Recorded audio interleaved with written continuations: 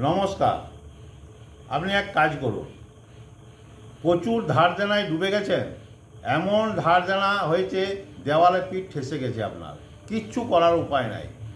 এখন একটি উপায় বলবো, ধার দেনা তো মিটাতেই পারবেন, এমনকি নিশ্চিন্তে ঘুমাতেও পারবেন।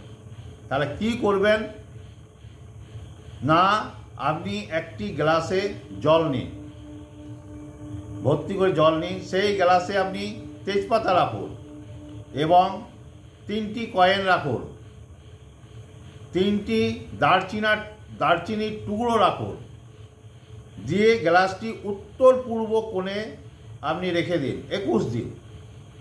21 দিন পর আপনি কয়েনগুলো ব্যবহার করুন নিজের কাজে, বাকি জল সমেত জিনিসগুলো গাছের তলায় ফেলে দিন।